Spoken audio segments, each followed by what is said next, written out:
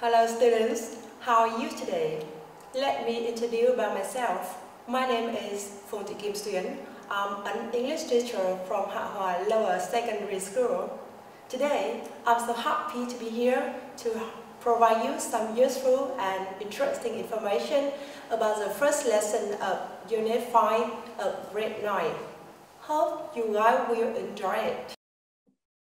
Now, to make you understand the lesson better, I'm giving you one small game.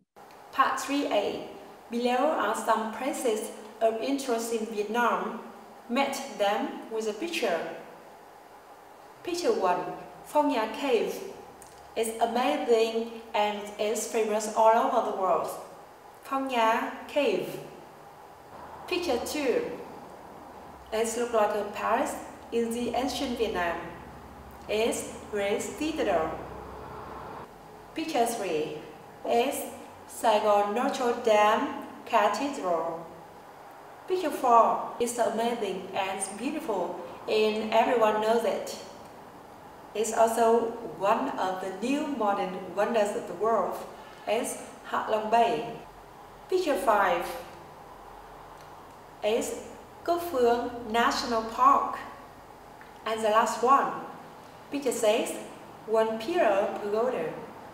Và chúng ta có thể thấy rằng ở đây có những kỳ quan do con người xây dựng nên, nhưng cũng có những kỳ quan mà tạo hóa ban tặng. Vậy chúng ta hãy phân loại xem là những kỳ quan này thuộc nhóm nào nhé. Now, let's move to part 3B. Now we have two columns. The first one is natural wonders, and the second column is man-made wonders. Now, let's put them in the correct columns.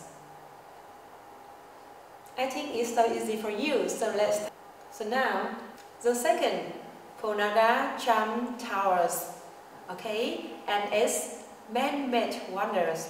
It was made by Cham people. And Phong Nha Cave is natural wonders. The next is One Pillar Pagoda, and it's man-made wonders. The last one, and Saigon Notre Dame Cathedral is of course man-made wonders. The last one is Cúc Phương National Park. It's absolutely natural wonders. Okay, and it's so easy for you guys. Như vậy, phần bài tập phân loại này rất là dễ đối với chúng ta, đúng không nào? So now, please welcome all of the students to our new lesson today. Period 29, Unit 5, Wonders of Vietnam. Lesson 1, Getting Started.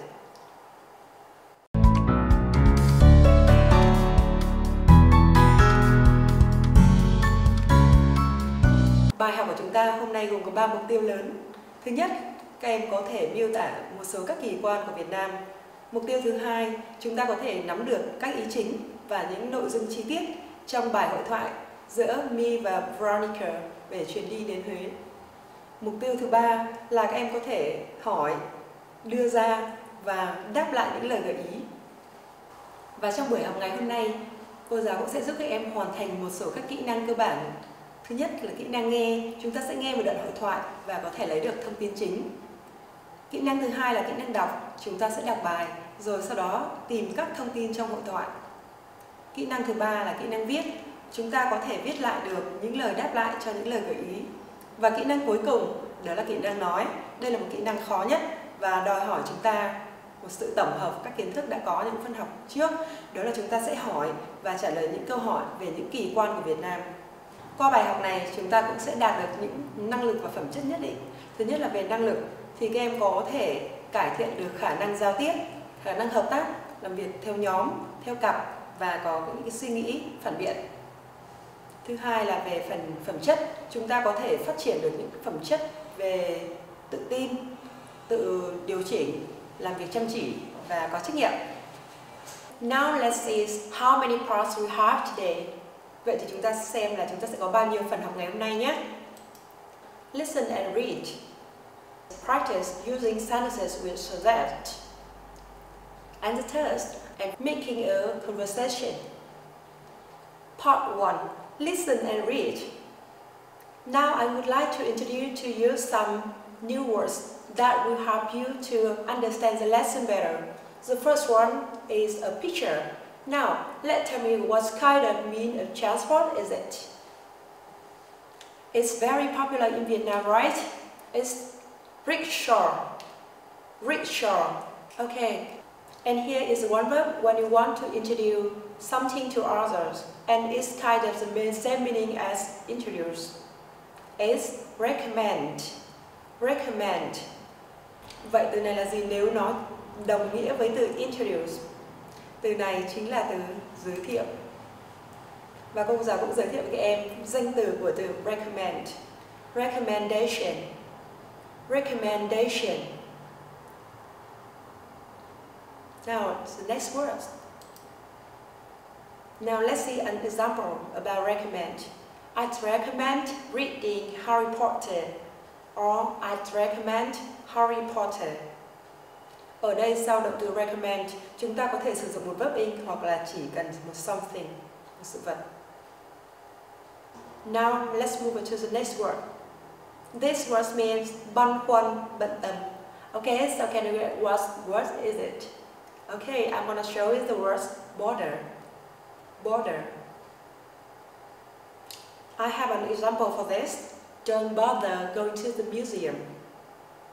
Don't bother going to the museum. Now I have one example for this verb. Don't bother going to the museums. Đừng có băn khoăn, đừng có bận tâm đến việc đi đến các viện bảo tàng nhé. Now the last phrase. That phrase means it's good for you to do something and you should do it. Can you guess what phrase is it? Be worth doing something. Be worth doing something. Đáng giá để làm gì? Điều này có nghĩa là sự việc ấy hoàn toàn tốt và phù hợp hay là các em nên làm. Now I have an example for that. What else is worth seeing? Now let's look at the picture on the screen. Who are they in the picture? Các em có đoán được hai bạn ở trong tranh là những ai không ạ? Yeah, that's Veronica and me. Rất là dễ cho các em vì đã có tên ở trong hội thoại, đúng không ạ? Now, I would like you guys to listen to the recording and then answer some questions. Unit 5. Wonders of Vietnam. Unit 5. Page 50. Getting started. Activity 1. Listen and read. Guess what? I'm going to Hue City next week. That's great. Are you excited? Very. You've been there, haven't you? Yes, I have. 3 times, actually. It's an amazing place. How are you getting there? My father suggests we should go by air. That's too expensive. I suggest going by train. You can meet people and see a lot of beautiful sights from the train. That sounds better. And do you know any good places to stay in Hue City? I'd recommend the Romance Hotel. I can give you the address if you like. Great, thanks. What's the best way to get around? It's probably best to use rickshaws. It's said that they're quicker and cheaper than taxis. That's good to know. So what are the things we shouldn't miss? Any good museums? No. Don't bother going to the museums. There are much better things to see there. You should definitely see the Royal Citadel. It's said that this complex of monuments is one of the wonders of Vietnam. In fact, it's listed as a UNESCO World Heritage Site. Yes, that's what I've heard. So what else is worth seeing? Okay, after listening to the recordings, I have a 4 questions for you guys. Let's answer. Question number 1. Where is Veronica's family going next week? Oh yeah, that's Hue City. That's nice. And the second one, how many times has me been to her city? That's 3 times. Now number 3. What did Veronica's father suggest? Can you see the sentence that Veronica's father said that they should do? The sentence is, my father suggests we should go by air. Number 4.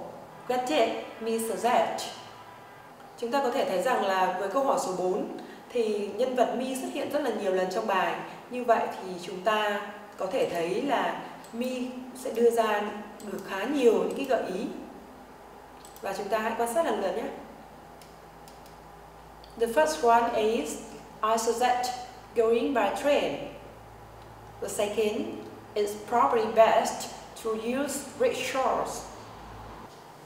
The first one is, I suggest going by train. The second is the next sentence, you can meet people and see a lot of beautiful sights from the train. The third one is, it's probably best to use rickshaws. And the last one, don't bother going to the museums. And now, it will be useful for you to do the next exercise, 1A. Read the conversation again and fill in each gap with no more than 3 words. Number 1.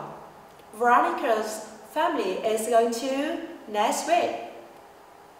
Which one is this? Yeah, that's Huế City. Okay, that's nice.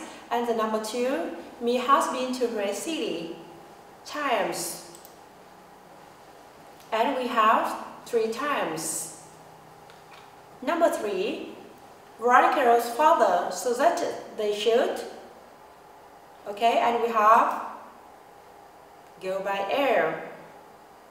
Okay, it's easy for you now. So number 4, me suggested going by train because Veronica's family can meet people and see lots of beautiful sights. Okay, good. Number 5, me suggested Veronica should to get around her city. And we have use rickshaws. And the last one, in me's opinion, Veronica shouldn't go to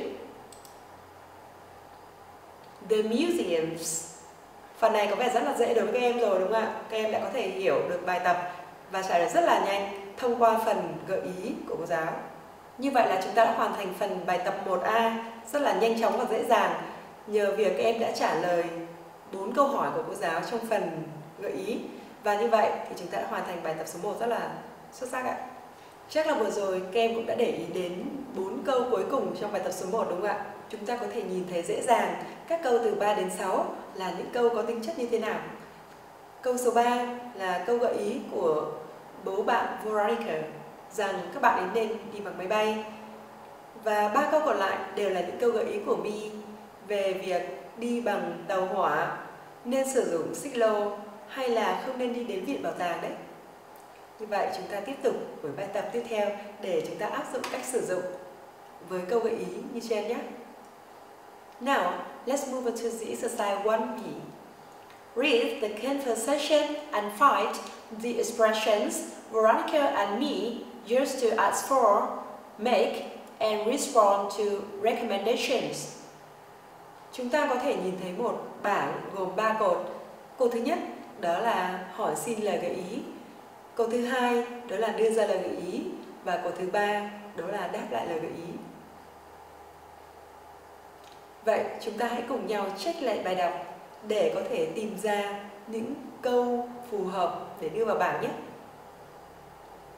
Nào, let's check.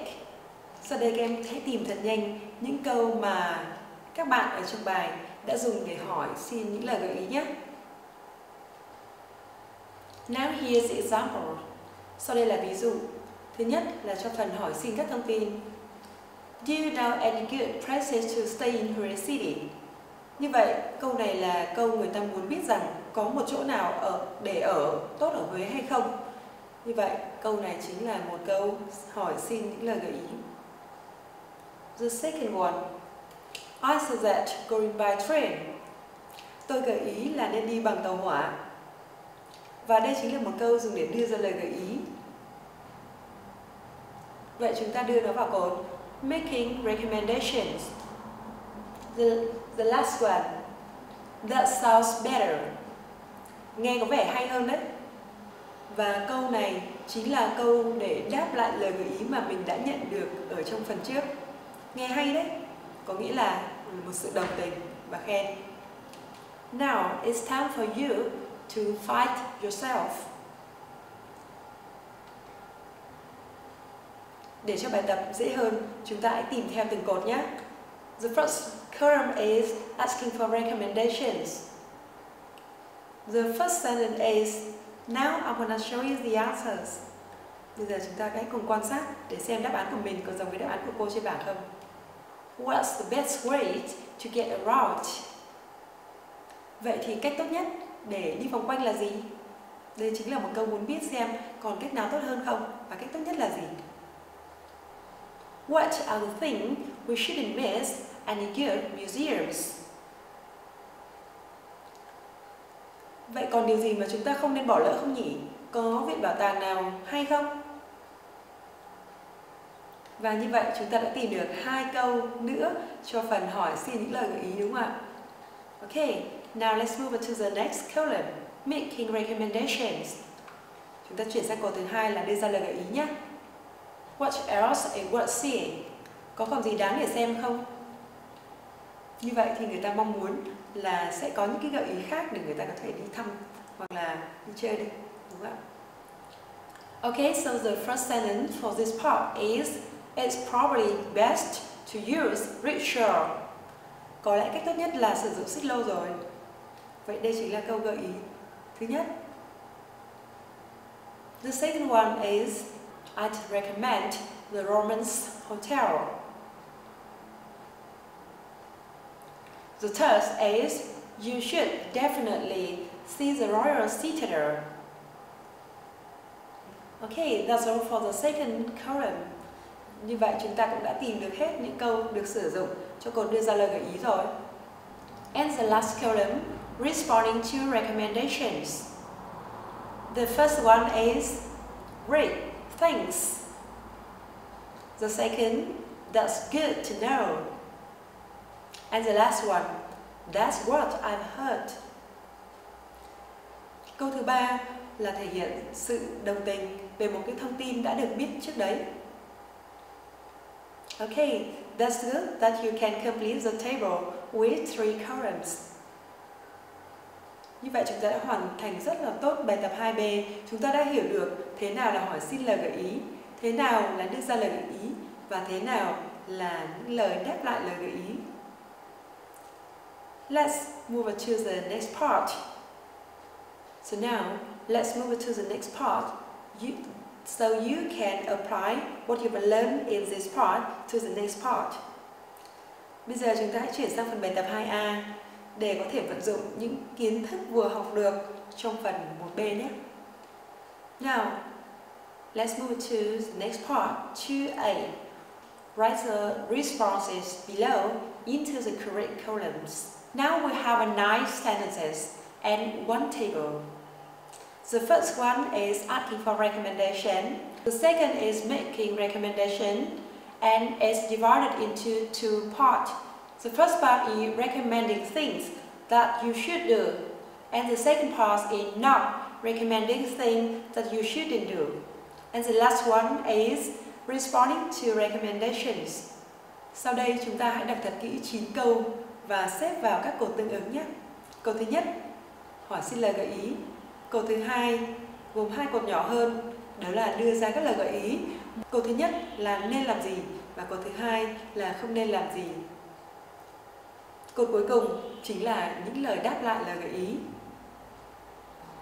Now I'm giving you 1 minute to finish this part. Sau đây cô giáo cho các em 1 phút để các em có thể hoàn thành phần nội dung này nhé. Have you finished? Các em đã hoàn thành chưa nào? Okay, now let's check to my board. Okay, now let's check the answers. Sau đây chúng ta hãy kiểm tra đáp án để xem là đáp án của các em có trùng với đáp án của cô giáo nào. Trong câu thứ nhất, hỏi xin lời gợi ý, chúng ta có 2 câu, số 8 và số 9. Number 8, what about places outside your city? And number 9, have you got any other tips? Câu thứ 2, making recommendation, gồm 2 cột nhỏ, gợi ý nên làm gì và không nên làm gì. Chúng ta có các đáp án lần lượt như sau. Recommending things. Number 1, it's probably best to go by train. The second is well worth seeing. And the last, number 7, you really must go to Agra. The second part is not recommending things. We have number 3, don't drink the waters. Number 5, I couldn't eat anything that's so in the street. And the last one, number 6, it isn't really worth seeing.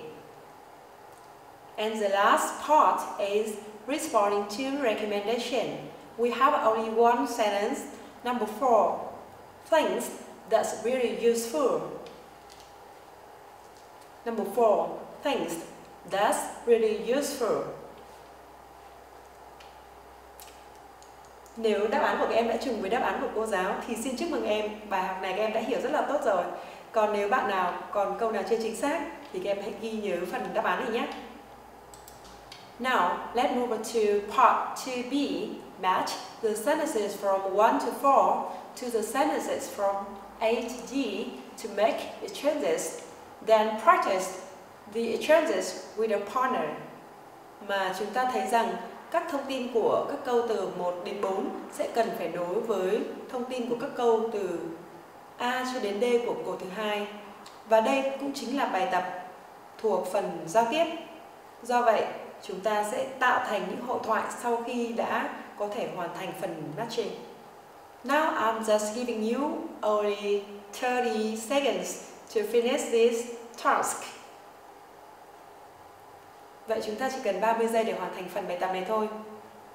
Sau 30 giây, chúng ta hãy tạo thành một hội thoại hoàn chỉnh nhé. Do you know any good places to eat? I'd recommend a place called Shanti. The food there is delicious. I couldn't eat anything that's sold on the street. Yes, that's what I've heard. Is there anything else worth visiting? There's Jalong Tomb. That's well worth a visit. And what about souvenirs? No, don't bother buying things there. They're too expensive. Bây giờ thì các em hãy kiểm tra đáp án của mình cùng đáp án của cô giáo nhé.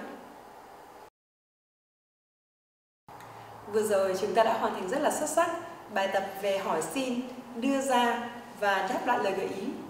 Và cuối cùng chúng ta sẽ vận dụng tất cả những kiến thức mà chúng ta đã học được ở phần bài 1, 2 và 3 để có thể ứng dụng và tạo ra những hội thoại tích cực trong phần bài tập số 4 nhé. Now, let's move on to part 4. Ask and answer questions about some wonders of Vietnam. Sau đây, cô giáo sẽ hướng dẫn cho chúng ta cách để tạo ra những hội thoại về các kỳ quan của Việt Nam. Now, can you guess which wonder is it? Okay, that's good. It's Cúc Phương National Park. So now, I have an example of conversation about Cúc Phương. Như vậy, đây chính là hình ảnh của kỳ quan Cúc Phương của Việt Nam. Và sau đây chúng ta hãy quan sát xem bài hội thoại đã được thực hiện như thế nào nhé. A. It's a conversation between A and B. I had the wonderful trip this summer vacation. Where did you visit? Cúc Phương National Park. Wow, where is it? It's located in Ninh Bình province. What does it have? Cúc Phương is home to many kinds of trees and flowers. There are also many animals there. I did learn many things about biology during the trip. Is this a natural wonder? Yes, it is. Như vậy cô giáo đã đọc mẫu một hội thoại về một kỳ quan của Việt Nam, đó là vườn quốc gia Cúc Phương. Sau đây cô giáo sẽ hướng dẫn các em có thể tạo ra những hội thoại tương tự thông qua phần Mind Mapped. So now you can see Mind Mapped about wonders of Vietnam. Sau đây chúng ta hãy quan sát phần Mind Mapped về các kỳ quan của Việt Nam nhé. Chúng ta cần có được những thông tin nào cho phần hội thoại? The first one is name of the wonders. Phần thứ nhất, chúng ta cần lưu ý về tên của kỳ quan mà chúng ta muốn nói đến. The second thing is where it is. Chúng ta cũng cần nắm được xem nó nằm ở đâu, thuộc tỉnh nào, địa danh nào nhé. The third is what it has. Chúng ta cũng cần liệt kê ra xem nó có những đặc điểm, đặc trưng thú vị nào nhé. And the last one, natural or man-made wonders. Còn phần cuối cùng, chúng ta hãy xác định xem nó là một kỳ quan thiên nhiên hay là một kỳ quan nhân tạo nhé. Our lesson today is about Huế City. So now I would like you to make a conversation about Huế City. You can start with Huế City. You have to mention some feature and what it has. And the last one, just tell people if it's a natural or man-made wonders. Our lesson today is about Huế City. So I would like you guys to ask and answer some question about Huế City. The first thing is you have to say it's in Huế City. The second one, you also have to mention some feature and what it has. And the last thing, you remember to tell everyone if it's natural or man-made wonders. Vì vậy hôm nay cô giáo rất muốn các em có thể thực hiện được một hội thoại về kỳ quan nhân tạo này của Việt Nam, đó là đền Hùng. Now I have one small reading about Hùng King Temple, a heritage located in Phú Thọ province. Chúng ta cũng hãy vận dụng xem kỳ quan này ở đâu, có những đặc điểm gì và nó thuộc loại kỳ quan nhân tạo hay kỳ quan thiên nhiên nhé. And the last one is about homework. You have to learn by heart all new words today. The second, you have to make sentences about asking. The second is you have to make sentences about asking for, making, and responding to recommendations. And the last one, just prepare your new lesson unit 5, a closer look 1.